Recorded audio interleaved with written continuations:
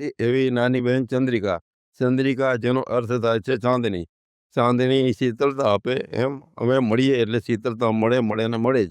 હૈયું ભરાઈ જાય. હું બોલું ઓછું પણ બેન બધું જ સમજી જાય.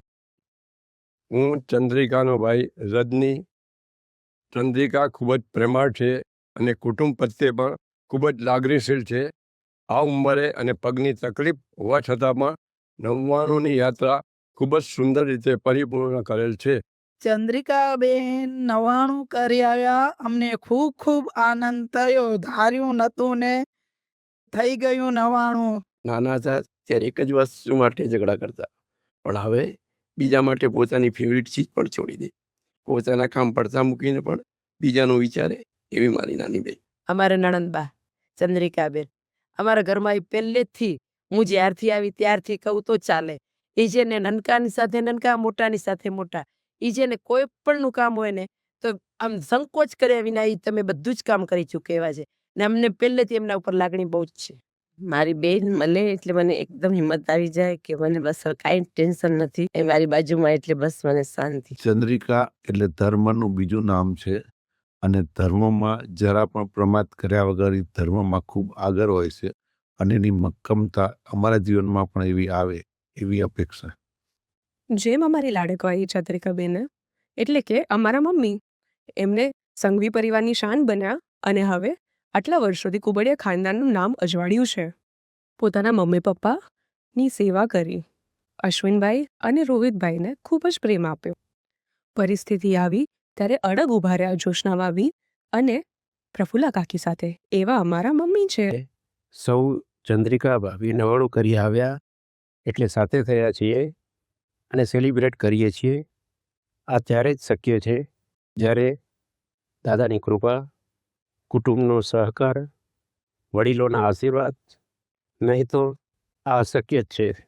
ચંદ્રિકા તે હવે શાશ્વતા ગિરિરાજની 99 યાત્રા કરી ખૂબ ધન્ય બની. અમને પણ આવા આશીર્વાદ આપે.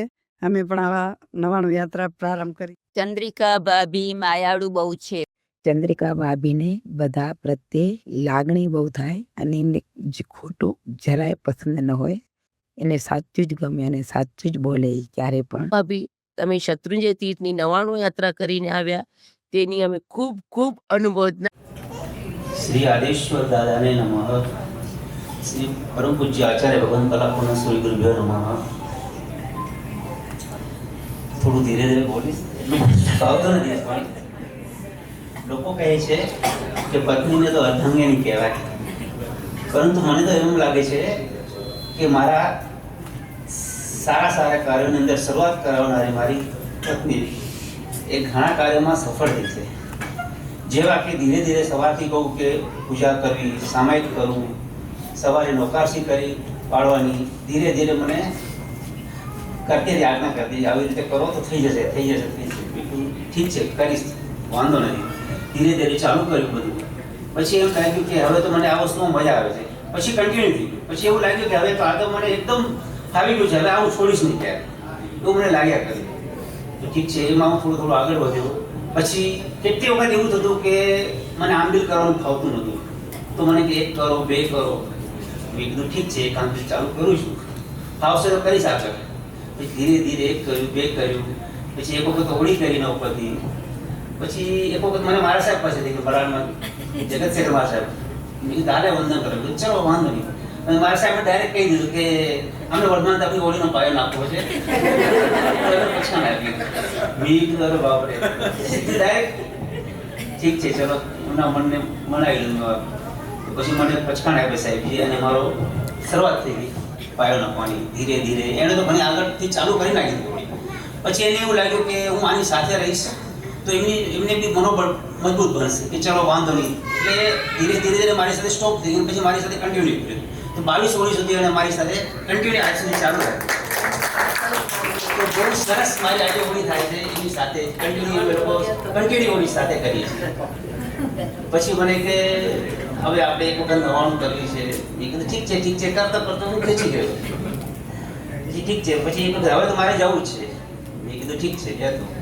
પણ મારું મનોબળ થોડું કાચું પડ્યું ખરેખર, હું નહીં થયું મારાથી. એ કરીને આજે આવી ગઈ છે. ખરેખર મને હિંમત બી આપી એનાથી આટલા પગના દુખાવા છતાં બી આટલું બધું એ કરીને આવી છે તો મારે પણ કરવું જોઈએ. એકવાર હિંમત કરીએ તો મારાથી થઈ શકે. એટલે આમાં બી મને એણે બહુ સહકાર આપ્યો. હવે મને મનોબળ મારું વધશે એવું મને લાગે છે. કદાચ આગળ વિચારીશ. એને મારી સાથે ઉપદાન કરવાની ઘણી ભાવના છે તો કદાચ એ બી સફળ થઈ શકે એવું મને લાગી રહ્યું છે. તો આગળ જતાં એ પણ બની શકશે કે અમે લોકો સાથે ઉપદાન કરી શકીએ. આજે અમારા ફેમિલી માટે બહુ જ સ્પેશિયલ દિવસ છે. મમ્મી, તું હંમેશાથી બહુ જ સ્ટ્રોંગ અને અટૂટ સાહસ તું દેખાડ્યો છે લાઈફમાં. તારી આ 99 યાત્રા એક ધાર્મિક યાત્રા નથી, બટ તારું ઇનર સ્ટ્રેન્થની સુંદર રિફ્લેક્શન છે. હંમેશા લાઈફના મોસ્ટ ચેલેન્જિંગ ટાઈમ્સમાં તું હંમેશા સ્ટ્રોંગ રહી, અમારી બહુ કેર લીધી છે અને અમને કદી એકલા થવા દીધી નથી.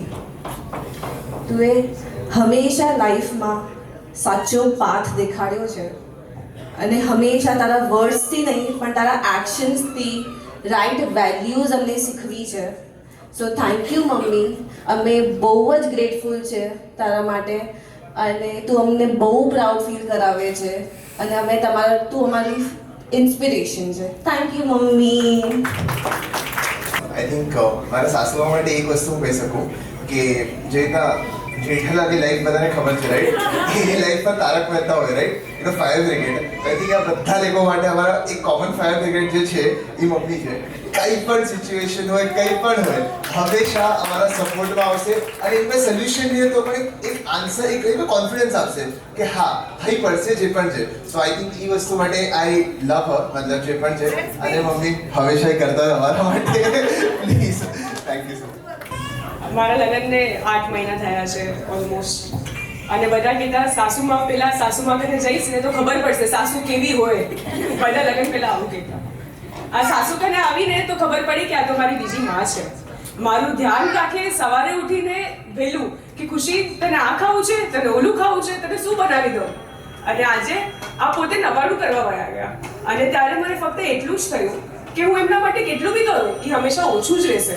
કારણ કે એમને જે મને ઘડી છે આજે, જે એમના થકી હું થોડું ઇન્સ્પાયર થઈને એમના જેવી નહીં પણ એમના ફૂલ નહીં તો ફૂલની પાકડી પણ થોડું જો એમના જેવી થઈ જાઉં તો એ મારા લાઈફનું સૌથી મોટું સપનું સાકાર થઈ જશે. Thank you mummy, thank you so much. પરમ કૃપાળુ પરમેશ્વર દેવાદિદેવ શ્રી આદિનાથ ભગવાનને ખૂબ જ હું જેટલો બી ઉપકાર માનું છું એટલો ઓછો છે. મારા જીવનમાં આ ક્ષણ એક ક્યારેય ભૂલી નહીં શકાય. જ્યારે જ્યારે વિચાર કરું ત્યારથી બધા જ જે મેં એક પગથિયા ચડ્યા છે ત્યારે ખુદ મને એમ થતું હતું કે હું કેમ કરીશ, કેવી રીતના કરીશ, મારાથી નહીં થાય. કીધું ભાઈએ કે 5 દિવસ 2 દિવસ 5 દિવસ તમે રોકાજો. હું કહું છું 15 દિવસ રોકાજો, પણ દાદા મારે યાત્રા કરવી છે અને તમારે કરાવવાની છે. બસ આટલો વિશ્વાસ સાથે જજો. દાદા આપણા સાક્ષાત હાજરા હજુર છે. મેં અનુભવ કર્યો છે. આટલો ટાઈમ મને હતું કે ચમત્કાર નથી થતો, દેખાય તો ખબર પડે કે છે દાદા, પણ ખરેખર મારા જીવનમાં દાદાએ એટલો બધો ઉપકાર કર્યો છે કે વાત નહીં ભૂલી શકું. એક પગથિયે મારા જે દુખાવા જે બી હતા એની સાથે હું ચડતી હતી, કરતી હતી કે કરવું છે. બધા કેવા લોકો ચડે છે, કોઈ લૂલા, કોઈ લંગડા, કોઈ કેવા ગઢામાં માછીઓ હોય, તો મને હું નહીં કરી શકું. એવી રીતના ચડી જતી હતી. અડધે જવું પછી અચાનક દુખાવો અને મોટા પહાડો આવી તો પણ હું ચડી જાઉં. શ્વાસ લઉં 2 કલાક ચડતા થાય મને, પણ તો બી એમ થાય ધીમે ધીમે પણ જાત્રા તો થાય છે, નિર્વિઘ્ન પૂર્ણ થાય છે. બસ અને દાદાનું મોઢું જોઉં અને કહું બસ દાદા અહીં આવી છું, પાછી કેવી ભાગે જાઉં છું અને ઉપર આવી જઈશ તારું મોઢું જોવા માટે. મારી નિર્વિઘ્ન પૂરી પાડજો. બસ જેટલી બી કરાવું દાદા નિર્વિઘ્ન અને સારી રીતે પૂરી કરાવજો. બસ એ રોજ જે પ્રાર્થના કરતી હતી 72 73 થાય એની આશાએથી ગઈ હતી, પણ સારી થઈ. મેં કીધું ના 99 ખરીદ લઉં, ફરી આવો અવસર નહીં મળે. ઘરે આવવાનું મન પણ ઘણું હતું, બધાની યાદ બી આવતી હતી. ત્યાં ઘણા બધા ભોજનો મળતા હતા. એટલું સારું અમારા જે પરિવાર દાતા પરિવાર હતા, ઓતમચંદ કમલાભાઈ ગૌતમચંદ જીરાવાલા પરિવાર ચેન્નઈના, એમને ખૂબ જ ભક્તિભાવથી અમારી 99 પૂર્ણ કરાવી અને ખૂબ જ સારા ભાવ સાથે અમને કરાવતા હતા, સુસેવા આપતા હતા, કોઈ વાત નહીં, કાંઈ હતું નહીં, બસ તમે જાત્રા કરો શાંતિથી બસ. તો એ જ્યારે અમને બોલાવ્યું, અમે ગયા અને દાદાએ મારી ઘરે પૂર્ણ કરાવી. એ દાદાનું અને મારી લાઈફમાં ખબર નહીં બીજો ક્ષણ આવશે કે નહીં આવે, પણ આ ક્ષણ મારે ક્યારેય દાદાની ભૂલી નહીં શકું. દાદાનો બસ સાક્ષાત કહેવાય ચમત્કાર છે અને બધાને મળશે જ. આ દાદા ખરેખર તમે જશો 100% પૂરી કરીને આવશો, હિંમત રાખજો અને બસ એટલું જ કહેવું છે, દાદા ઉપર વિશ્વાસ રાખીને રહેજો અને કરજો બસ. એ જ બીજું 8 જ મહિના મેરેજને થયા છે વહુને, પણ દીકરીથી વધારે પણ એમ કહું તો ચાલે 4 મહિના થયા હતા અને હું ચોમાસું કરવા ગઈ. મમ્મી જાઓ, કાંઈ વાંધો નથી. બહુ વર્ષોથી આ બધી ચોમાસાની ભાવના નથી, 99 ને ઉદ્ધારની બહુ વર્ષથી ભાવના હતી. દીકરો કે કોઈ મને ના નહોતું પાડતું, જાઓ તમારે જે કરવું હોય કરો, પણ મારું જ મન નહોતું માનતું કે ના, હું એમ કેમ છોડીને જાઉં. આજે મારી દીકરી આવી તો મને એમ થયું અને મને કીધું કે જાઓ, તમે ચિંતા ન કરતા. બસ એક વર્ડ મને આપ્યો, મેં કીધું કાંઈ નહીં, કરી લેશે, એને કીધું છે તો બસ. તો હું છોડીને ચાલી ગઈ તેના ભરોસે. અને એને મને ચોમાસું પણ સંકેશ્વર ગઈ તો 1.5 મહિનો બહુ સરસ રીતે મને કોઈ વિચારો નહીં અને કોઈ ભાવના નહીં મારી. બસ એ ત્યારે પણ મારું એટલું સરસ ચોમાસું થયું અને અત્યારે 99 કરવા પણ જાઉં હું કરી લઈશ. તો એ પણ મારું 99 બહુ જ સારી રીતે કોઈ ચિંતા અને ટેન્શન વગર મેં મારા 53-55 વર્ષની લાઈફમાં ક્યાંય બી 1 દિવસ ગઈ, 2 દિવસ ગઈ તો દાદાની સામે કરીએ કે પૂજા કરીએ તો વિચાર આવી જાય, ઘરે જશું, આ કરવું છે, એ કરવું છે, પણ કાંઈ જ વિચાર નહીં કે શું કરે છે, શું નથી કરતા, કાંઈ નહીં. બસ આપણી ઘરમાં આરાધના, તપ, જપ જે થાય બસ આપણે સુખ શાંતિથી થયું. એટલો સારો અનુભવ મારો છે. મારી દીકરી સાસરે ગઈ ત્યારે પણ ક્યારે રડી નથી. જ્યારે મેં મલાડ છોડ્યું ત્યારે ફર્સ્ટ ટાઈમ ખૂબ જ રડી કે મમ્મી તું જતી રહીશ. સેકન્ડ ટાઈમ ચોમાસું કરવા આવી તો મમ્મી તું કેમ જાય છે, અમારી સાથે રહીને તું અહીંયા બેઠા કર. મેં તો બેટા મને જીવા દે. 99 કરવા આવી ત્યારે મમ્મી તને આટલી તકલીફ છે, તારે 99 નથી કરવું, તું અહીંયા રહે. આ 3 ટાઈમ એને પણ એટલું રડવું આપ્યું અને એને પણ એકદમ મમ્મીની ખૂબ જ ચિંતા થઈ પડી. બેટા ચિંતા ના કર, મારાથી નહીં થાય તો હું પાછી આવી જઈશ. પણ દાદાએ મારું બહુ સરસ બધી આરાધના કરાવે છે, આગળ બી આરાધના કરાવતા રહે. અને મારો જે પરિવાર છે એ ખૂબ જ ધર્મમાં એને ક્યારેય છોડે અને ધર્મને આગળ રાખી અને જે કાર્ય કરે એ કરે.